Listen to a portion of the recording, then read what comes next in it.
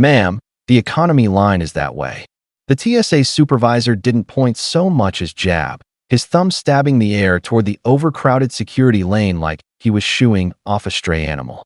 His badge caught the fluorescent light. D. Morrison, supervisor. His eyes slid over Janet Williams' pressed navy blazer, first-class ticket, and leather briefcase like none of it could possibly belong to her. Janet lowered her gaze to the thick cardstock in her hand. First class, Pentagon authorized travel.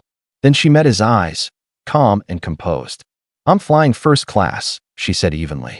Gate 12. My documents are already cleared. He let out a laugh that wasn't friendly. First class, huh? And I'm the president. Let me see those. He snatched the boarding pass and orders out of her hand with unnecessary force, leaving the skin on her fingers stinging. Around them, Ronald Reagan Washington National Airport buzzed with Tuesday morning life. Rolling suitcases, coffee cups, boarding calls.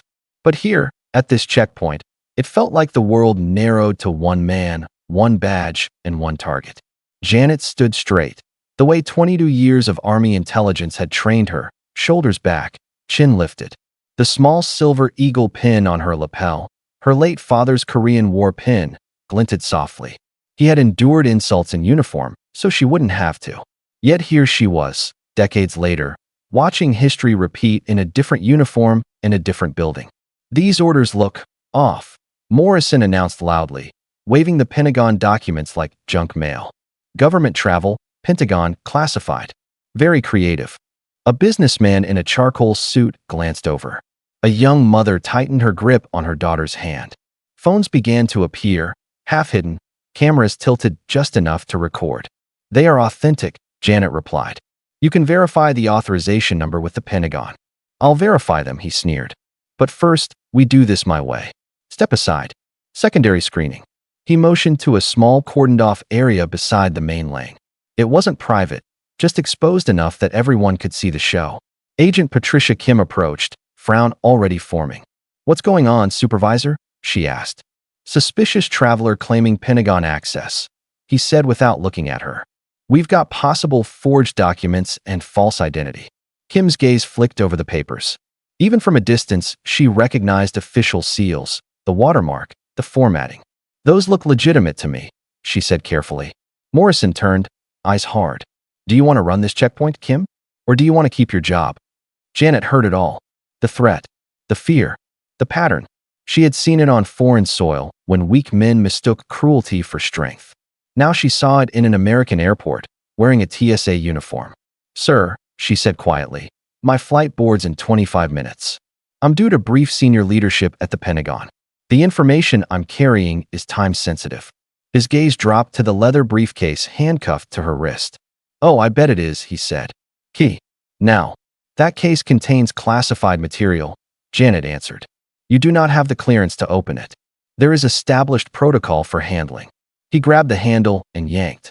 The metal cuff bit into her wrist. Pain flashed up her arm, but she kept her face neutral. The zipper strained, and the corner of a document slipped into view. Bold red letters across the top. Top secret. Kim inhaled sharply. Sir. Save it, Morrison snapped. With a vicious jerk, he ripped the zipper open. Papers spilled out, fanning across the dull airport floor. Seals. Stamps. Classification bands. Sensitive information scattered among gum wrappers and scuffed tiles. Passengers gasped. A few stepped back. No one moved to help. Janet knelt, gathering the pages with precise hands, eyes scanning for every sheet. Every second those documents stayed exposed was a breach. Every second he handled them increased the damage. Those documents are protected under federal law, she said, voice still soft but lined with steel. You are mishandling classified material and violating protocol. He nudged one page with his shoe, grinding the heel into the presidential seal as if it were nothing. These look like movie props, he scoffed. You really thought you could trick your way into first class with this? There it was, the truth behind all of this. Not fear of terrorism, not genuine suspicion, just the disbelief that a black woman could possibly be who she said she was. A murmur rose from the circle of onlookers. Someone whispered, "This isn't right." Another quietly hit record. Janet looked up at Morrison from the floor, her hands full of crumpled secrets. She'd briefed generals. She'd advised on missions that never made the news. Yet here she knelt on airport tiles, treated like a criminal for daring to walk through security with her head held high. She rose slowly, documents gathered as best she could, and met his stare. "Supervisor Morrison," she said, "you are making a serious mistake." He smirked. "The only mistake here was letting someone like you get this far without being stopped." His radio crackled. "Supervisor Morrison, be advised, federal agents are en route to your location for a Pentagon passenger escort. Please confirm status." He glanced at the radio, then at her, something dark flickering in his eyes. Without warning, he ripped the device from his shoulder and slammed it against the metal table. Plastic shattered. The radio hit the floor in pieces. The crowd gasped. He had just cut off his own chain of accountability. Janet's heartbeat quickened, but not from fear, from certainty. Somewhere beyond the ring of spectators, measured footsteps were already approaching. 3 dark suits, agency badges, a different kind of authority. Supervisor Derek Morrison still believed he controlled this checkpoint. He didn't know that within minutes, the very people he thought would back him up would walk in, step around him, and salute the woman he'd just tried to tear down. "Federal Bureau of Investigation, step aside, please." The voice sliced through the chaos like a clean blade. Conversations halted. Even the overhead announcements seemed to dim. Passengers instinctively moved back, forming a path as 3 FBI agents approached in synchronized, unhurried strides. 2 men, 1 woman leading them. Supervisor Morrison straightened, mistaking their authority as reinforcement for him. "Officers. Perfect. I've detained this suspicious passenger. Fraudulent documents. False Pentagon claims. Possible threat." Agent Sarah Martinez did not look at him. She scanned the scene with practiced precision. Janet standing tall with gathered papers, the broken radio shards, passengers recording, Agent Kim pale and anxious, classified files stuffed hurriedly back into a torn briefcase. Her gaze locked onto Janet. "Ma'am," she said, voice crisp but warm. "Are you Lieutenant Colonel Janet Williams?" Morrison blinked. "Lieutenant Colonel?" Janet lifted her chin. "Yes." What happened next froze the entire terminal. Agent Martinez's heels clicked together. Her right hand rose in a sharp, perfect salute. Her 2 colleagues followed instantly, forming a unified tribute. The TSA agents stopped breathing. Passengers stared. Phones trembled in their hands. Janet, who moments ago had been treated like a criminal, now stood honored like a living legend. She returned the salute, controlled and steady. "At ease, agents." Only then did Martinez turn, slowly, to face Morrison. "And you are?" He cleared his throat. "Supervisor Derek Morrison, TSA. I intercepted her because these documents looked fake and she claimed to have Pentagon clearance." Martinez's eyebrow lifted as she eyed the classified seals. "So you opened her briefcase without clearance?" Well, it was suspicious." "Suspicion," she said coolly, "is not a substitute for federal protocol." Agent Carter crouched to retrieve the scattered pages, gloved hands handling them with reverence Morrison hadn't shown. "Ma'am, these documents are legitimate high-level intelligence." A ripple of murmurs spread across the crowd. "Legitimate. Classified. High-level." Agent Kim stepped forward, voice trembling but determined. "Agent Martinez, he destroyed his radio when operations tried to verify her status. He refused to call the Pentagon contact line." Morrison spun toward her. "Kim, watch yourself." "No," she said louder. "I won't lie for you." Martinez folded her arms. "Supervisor Morrison, did she fail any scan? Trigger any metal detector? Violate any regulation? Her behavior was suspicious." Janet spoke calmly. "My behavior?" She stepped closer. "Or my presence?" The question cut deep. Cameras leaned in. Everyone knew what she meant. Morrison's jaw tightened. Agent Martinez turned to Janet. "Lieutenant Colonel, are you injured? Did this officer physically harm you?" He grabbed my wrist, forcibly opened my briefcase, and attempted to seize my military pin. A collective gasp erupted. Martinez nodded once, decision made. "Supervisor Morrison, you are relieved of duty effective immediately." Kim's eyes widened. She stepped forward, unclipped his TSA badge, removed his radio, and placed both in an evidence bag as he sputtered weakly. You can't do this. I'm TSA. And we," Martinez replied, "are federal law enforcement investigating your civil rights violations, assault, and interference with national security materials. Passengers clapped, cautiously at first, then louder as shame washed over Morrison's face. Martinez addressed them. Anyone with footage, please preserve it. It will be part of our investigation. Hands shot up. I recorded everything. Me too. Janet exhaled. Not relief, exactly, but the quiet steadiness of someone finally seen clearly. Lieutenant Colonel, Martinez said, our vehicle is waiting. We'll escort you to your Pentagon briefing. Janet adjusted her father's pin, still scratched from Morrison's fingers. Thank you. As she walked with the agents, a young girl near the rope barrier whispered, Mom, she's a hero. Her mother whispered back, she always was. They just didn't look close enough. Behind them, Morrison shouted, this isn't over. But it was. He just didn't realize it yet. Because within hours, the footage of this moment, the salute, the reversal, the truth, would explode across the country. And the man who tried to tear down a war hero would learn exactly what accountability feels like. By the time Janet reached the Pentagon that afternoon, the airport footage was already everywhere. Clips recorded from half a dozen angles spread across social media like wildfire. Supervisor Morrison ripping open her briefcase, classified files scattering, him barking people like you. And then the moment 3 FBI agents swept in and saluted the woman he'd degraded. Hashtag skyrocketed by the minute. Hashtag respect her rank. Hashtag airport justice. Hashtag Colonel Williams. On a muted TV in the Pentagon hallway, Janet caught a glimpse of her own face beside a breaking news banner. Decorated Army intel officer harassed at airport. FBI intervenes. A junior analyst walking by stopped mid-step. Ma'am, is that you? Janet sighed. Seems so. He swallowed hard. For what it's worth, Colonel, none of us would have handled it with the grace you did. Grace. That wasn't what it felt like. It felt like survival. Inside her office, her phone buzzed nonstop. Calls from colleagues, old commanders, reporters, even Pentagon PR. But one call mattered more than the rest. Sarah, incoming video chat. Her daughter appeared on screen, eyes fierce. Mom, I saw everything. That man put his hands on you. He opened your briefcase. I'm okay, Janet said gently. You shouldn't have to be okay about this. You served this country for 22 years. And he treated you like someone who didn't belong, Janet finished softly. I've been treated that way before. Today just happened to be caught on camera. Sarah wiped her eyes angrily. Everyone at West Point is talking about it. They're calling you a legend. I'm not a legend, Janet said. I'm just someone who refused to let a small man make me small too. Meanwhile, across town, Derek Morrison sat in a cramped TSA office, sweating under fluorescent lights as a regional director flipped through a stack of papers. Complaints he hadn't known still existed. Mr. Morrison, the director said slowly, why do nearly all of these complaints involve passengers of color?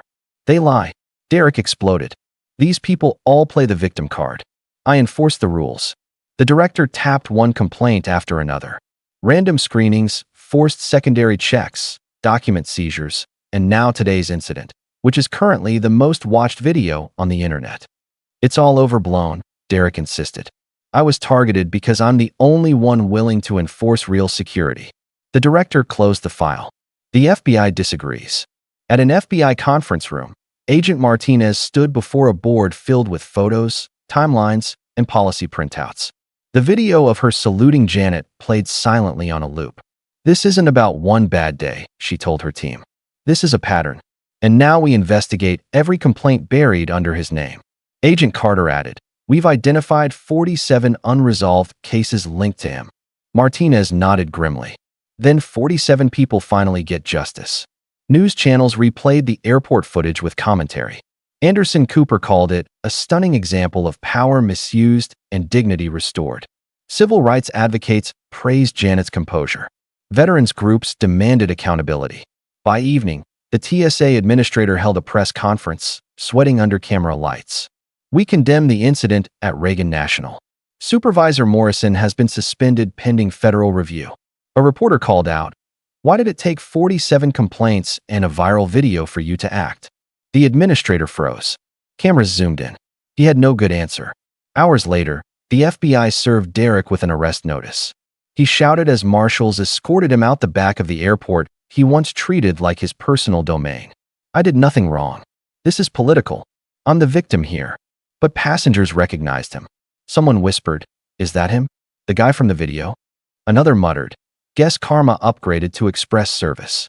Within 48 hours, Derek Morrison had gone from uniformed authority to national disgrace. Back at the Pentagon, Janet finally allowed herself a deep breath. Not triumph, just release. She hadn't asked to become the center of a civil rights firestorm.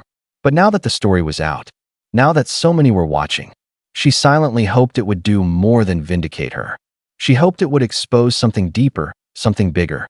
A truth many lived every day. A truth she had carried for decades. Respect shouldn't depend on appearance. Dignity shouldn't require a uniform. And discrimination shouldn't require a camera to be believed. The courtroom was overflowing. Journalists crammed shoulder to shoulder, law students scribbling notes, citizens leaning forward like they were watching history unfold. Derek Morrison sat at the defense table, pale and sweating, hands clasped so tightly his knuckles turned bone white. Across the aisle, Janet Williams sat upright, composed, wearing her dress uniform. Rows of ribbons, a silver star, and her father's pin caught the courtroom lights. Where Derek looked small, Janet looked immovable. The judge entered. Court is now in session. The U.S. attorney stood. "This case," he began, "is about power abused and dignity denied. It is about a man who used a federal badge not to protect travelers, but to target them. And it is about a woman who served this nation for 22 years, only to be treated like a criminal in the airport of the capital she helped defend." He nodded to the screen. "Let's begin with the footage." The clips played one by one. Derek ripping open the briefcase. Classified files scattering. His voice sneering, "People like you." And finally, the moment 3 FBI agents saluted Janet. Gasps filled the room. The jurors' expressions shifted with every frame. Shock, discomfort, anger. Derek's attorney tried to object. "These videos lack context." The judge silenced him with a glance. "The context is evident." Next came witnesses. Agent Kim took the stand first, voice trembling but resolute. Supervisor Morrison routinely targeted minority passengers. He ignored protocol, threatened staff, and dismissed anyone who questioned him. "Why didn't you report him more forcefully?" the prosecutor asked. "I did," she whispered. "We all did. Our reports disappeared." Murmurs rippled through the courtroom. Disappeared. Not investigated. Buried. Then came passengers Derek had profiled over the years. Black, Latino, Muslim, Asian.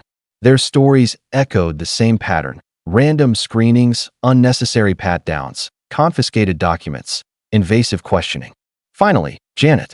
She walked to the stand with the controlled precision of someone who had testified before generals. But as she sat, she seemed somehow smaller and larger at the same time. Smaller from the weight of retelling, larger from the weight of truth. "Lieutenant Colonel Williams," the prosecutor began, "please describe what happened at the airport." Her voice was calm. "I complied with every lawful request. I offered verification. I remained respectful. In return, my documents were seized, my arm was grabbed, my briefcase was forcibly opened, and classified intelligence was scattered on the ground." "Did you ever raise your voice?" "No." "Did you threaten him?" "No." "What then triggered this treatment?" She took a breath. "Nothing but his assumptions about who I was allowed to be." The courtroom fell completely silent. On cross-examination, Derek's lawyer tried to shift blame. "Colonel, is it possible you misinterpreted his actions? Security officers must be vigilant." Janet held his gaze. "Vigilance is not the same as bias. And bias is not the same as protocol." He pressed on. "Perhaps your tone came off as challenging?" She answered steadily. "Existing while black in an airport is not challenging." Even the court reporter paused before typing that. After closing statements, the jury deliberated for just 37 minutes. When they returned, they could barely meet Derek's eyes. On the charge of civil rights violations, the foreperson said, "We find the defendant guilty." On the charge of assault, guilty. On mishandling classified materials, guilty. Derek collapsed into his seat, face draining of all color. His reign of intimidation had ended, not with a warning, but with a verdict. 2 weeks later, sentencing. Judge Santos looked directly at him. "Mr. Morrison, you were entrusted with the safety of the public. Instead, you weaponized that authority against innocent travelers. You degraded a decorated war hero. You endangered national security. This court cannot overlook such abuse. She lifted the sentencing memo. You are hereby sentenced to 8 years in federal prison, 3 years supervised release, and permanent disqualification from federal employment. The gallery erupted, not in cheering, but in something heavier: relief. Closure. Vindication. Janet did not smile. Justice wasn't joy. It was simply necessary. As marshals handcuffed Derek and led him away, he looked back at her, eyes wild with disbelief. She met his gaze calmly, with the dignity he had tried, and failed, to strip from her. He had tried to break her. Instead, he broke himself. Derek Morrison entered federal prison the same way he had once patrolled airport security. Angry, defensive, certain he was the victim. But prison didn't care about his badge or his excuses. It cared only about the rules he had always believed were for other people. His cellmate, a quiet black man named Marcus, sat reading a worn paperback when Derek was escorted in. You the airport guy? Marcus asked without looking up. Derek stiffened. The media lied. I was enforcing security. Marcus finally met his eyes. Funny. That's what they told me when they locked me up 20 years for a crime I didn't commit. Derek didn't respond. For once, his usual arrogance crumbled under the weight of someone else's truth. Outside those walls, the world moved quickly, faster than any scandal Derek could control. Congress convened hearings within weeks. Lawmakers replayed the airport footage frame by frame, treating the entire nation to a public reckoning of what unchecked bias looked like when paired with absolute authority. One senator held up a still image of Janet on the terminal floor gathering classified files while Derek loomed over her. This, she said, is what happens when prejudice disguises itself as protocol. Another displayed Agent Kim's testimony. Our complaints disappeared. We were told to be quiet. The country listened. From these hearings came sweeping reform, the Janet Williams Airport Dignity Act. TSA officials didn't expect it to pass. They especially didn't expect it to pass unanimously. The act required quarterly anti-bias training for all airport personnel, independent review boards for civil rights complaints, public transparency of screening patterns, automatic federal oversight for clusters of complaints, mandatory procedures for handling passengers of color fairly and respectfully. Airports across the country had no choice but to evolve. In staff break rooms at major terminals, the new training video played on repeat. It showed Derek's interactions, openly labeled as what not to do. Then it showed the FBI saluting Janet, labeled simply, respect. New hires watched wide-eyed, realizing the message wasn't subtle. Meanwhile, Janet kept doing what she'd always done: serve quietly, without ego, without spectacle. She spoke at military academies and civil rights forums. Not about Derek, not about going viral, but about dignity, discipline, and the symphony of small choices that shape justice. At an intelligence conference, a young officer approached nervously. Colonel Williams, your story made me stay in the program. I realized I didn't have to shrink who I am to fit the room. Janet smiled, something warm in her chest. Never shrink, she said. The world needs you at full strength. Back in prison, Derek received a letter. Unexpected, unmarked, simple. It was from a man he didn't know. Your story opened my eyes. I was a TSA supervisor in another state. I checked myself today and realized I've been choosing passengers for secondary screening based on my own fear, not their behavior. I'm changing that. Because of you, I'm doing better. Maybe that doesn't matter to you, but it matters to me. Underneath was a quote. Justice is not punishment. Justice is transformation. Derek stared at the letter for a long time. Transformation. The one thing he had always resisted. The one thing he could no longer avoid. Meanwhile, something remarkable began happening at airports nationwide. A Latina grandmother passed through security without being singled out for random screening. A Muslim engineer kept her hijab on during screening without anyone raising their voice. A young black traveler with a backpack walked through without being pulled aside for questioning. Not because the world was perfect now, far from it, but because change had begun. The reforms didn't erase prejudice, but they exposed it. They didn't fix every system, but they forced accountability. And sometimes, that was enough to shift the ground beneath a nation one traveler at a time. At Reagan National, a new sign hung above the employee entrance. Respect is security. Every agent tapped it as they entered the checkpoint. Not out of obligation, out of pride. One morning, a black woman in a crisp blazer approached first-class security with a government travel badge. The agent smiled. "Good morning, ma'am. Thank you for your service. Right this way." No suspicion, no humiliation, just basic human dignity. Janet wasn't there to see it. She didn't need to be. The world had shifted because she stood still when someone tried to push her down. And the nation, slowly, imperfectly, but unmistakably, stood up with her. The auditorium at Howard University vibrated with energy. Thousands of graduates in black robes, families waving posters, cameras flashing like a constellation of tiny suns. When the announcer's voice rang out, "Please welcome Lieutenant Colonel Janet Williams, United States Army, Ret." The entire hall rose to its feet.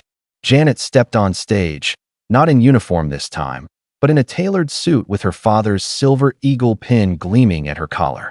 She waited for the applause to settle, hands resting lightly on the podium, her gaze calm and steady. "Good afternoon," she began with a smile, "and congratulations. Look at you, radiant, brilliant, unstoppable. It took me 22 years in the Army to look half as confident as you do today." Laughter rippled through the hall, easing the tension. Her expression softened. "Some of you know my story now, not because of the missions I completed overseas, but because of a moment in an airport terminal. A moment when someone decided I didn't belong." The crowd quieted, leaning forward. "I wasn't saluted that day because of my rank," she continued. "I was saluted because I refused to let someone else define my worth. I refused to surrender my dignity." She paused, scanning the rows of young faces, faces full of hope and hunger and determination. "You will encounter your own Derek Morrisons in life. People who underestimate you. People who fear your brilliance. People who try to shrink your dreams so they can feel taller. When that moment comes, and it will come, I want you to remember something. Their prejudice reflects their limitations, not yours." A murmur of agreement rolled through the crowd. Janet leaned in. "Hear me clearly. You do not earn dignity. It is yours. You do not audition for respect. It is owed to you.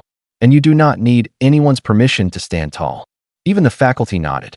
She continued, "I didn't stay calm in that airport because I was unbothered. I stayed calm because every young person watching needed to see that grace can be a weapon, discipline can be a shield, and silence can be strategic, not surrender." Her words settled like warm rain. "My story went viral," she said softly, "but most stories like mine don't. Many people face discrimination without witnesses, without cameras, without justice. And that is why your voices matter. Your choices matter. Your courage matters." Students wiped tears. Parents held hands tighter. "At some point in your life," she said, "you will have to choose who you will be in the face of injustice. Will you stay silent to stay comfortable? Or will you speak up, even when your voice trembles?" She straightened, the eagle pin catching the lights. Courage isn't loud. Sometimes it's one calm sentence.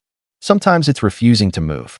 Sometimes it's picking up your papers off a dirty airport floor and refusing to let humiliation define you. The crowd rose again, this time not in applause, but in awe. "I am not asking you to fight every battle," she said. "I'm asking you to recognize that you are the battlefield. Your dignity, your presence, your existence defy the limits others try to place on you." Behind her, a large screen displayed images from the past year. TSA reforms, civil rights hearings, new policies bearing her name. But she waved them off. "These changes didn't happen because I was exceptional," Janet said. "They happened because people paid attention, because people stood with me, because ordinary people recorded what they saw and said, 'This is not right.'" She smiled warmly. "You want to change the world? Start by changing one moment, one assumption, one injustice. That's all it takes." Then her voice softened. "And to those of you who will wear uniforms, carry badges, or hold authority, you have a responsibility far heavier than any weapon or policy. Your power means nothing if it isn't used with humanity." The hall fell still. "Respect should never depend on rank, seat, skin color, salary, accent, hairstyle, or clothing," she said. "Respect should be the default, not the reward." She stepped back from the podium, letting the final words land. "Graduates, you are the generation that will decide what dignity looks like in this country. Don't wait for permission. Don't wait for applause. And don't wait for a camera. Stand. Speak. Protect. Lead. Because someone, somewhere, is watching and gathering the courage to rise because you did. As she finished, the crowd erupted, not just clapping, but cheering, stomping, crying. A wave of gratitude surged toward her like sound made solid. Miles away, in a prison rec room, Derek watched the speech on a small mounted TV. He sat still as her final line echoed through the speakers. Dignity is what you refuse to surrender. Marcus glanced at him. She turned her pain into power. Now what are you going to do with yours? Derek said nothing.